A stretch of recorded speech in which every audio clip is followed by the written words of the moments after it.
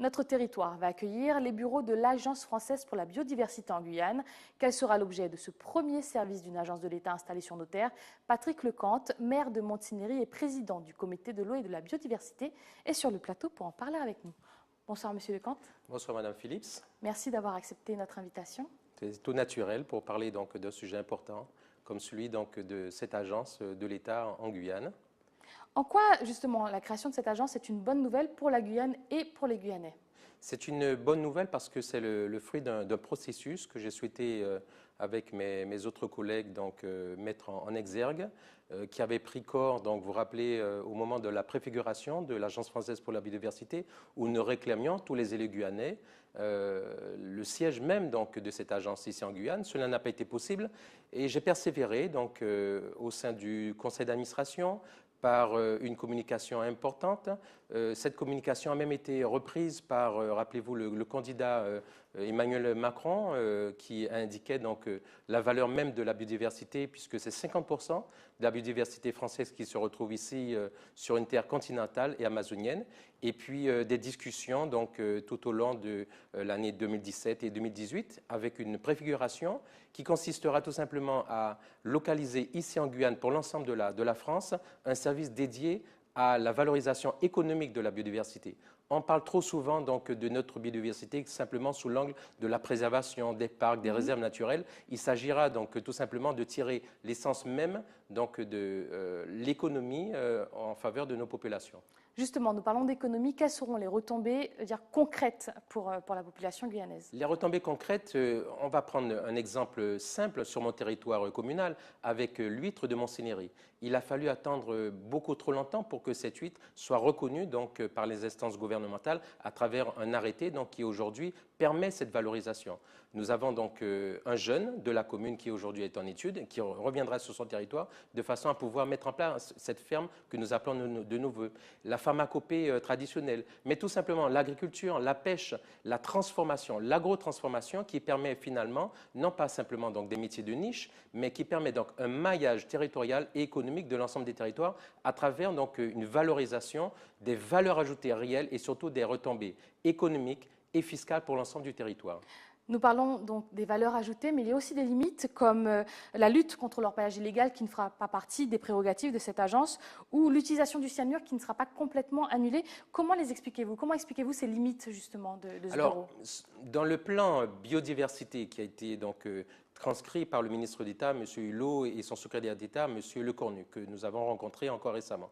Bien sûr, tout n'est pas évoqué. Il s'agit tout simplement, donc, à travers nos actions politiques au plus haut niveau, donc, de faire reconnaître, bien sûr, donc, les potentialités de notre territoire, mais aussi les risques environnementaux, écologiques, mais surtout sur la santé. La santé des hommes est importante, je l'ai rappelé, et en particulier sur la question donc, de l'orpaillage. Nous devons souligner l'important donc, effort fait par l'État, les services donc, de l'État et en particulier donc, les forces militaires sous l'impulsion de M. le Préfet pour faire reculer l'orpaillage clandestin sur l'ensemble du territoire. Mais cela n'est pas suffisant. Il va falloir donc accentuer nos efforts sur une très longue durée, mettre en place des synergies avec nos pays voisins, et en particulier le Brésil, pour faire en sorte que les Garimperos qui ont pris finalement possession des terres guyanaises sur au moins une décade puissent aujourd'hui admettre que cela n'est plus possible. Cela pose bien sûr des problématiques donc, de souveraineté nationale.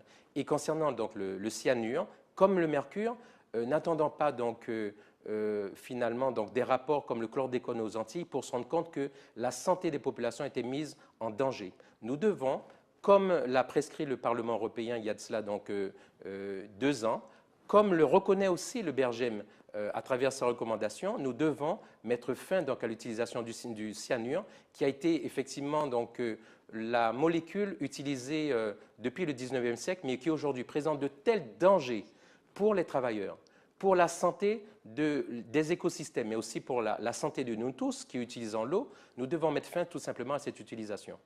Justement, on parle beaucoup du cyanure dans le projet de la Montagne d'Or. Quelle est votre position? Ma position est intangible, elle n'a pas changé.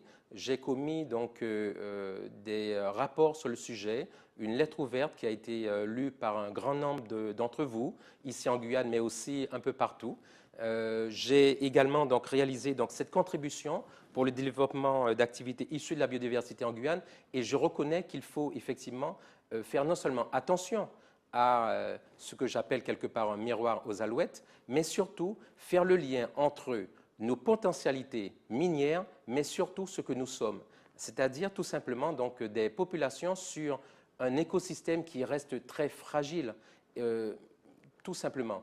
Pour vous dire que les démonstrations du professeur de Cyclope, rappelez-vous, ne m'a pas du tout convaincu. Bien au contraire.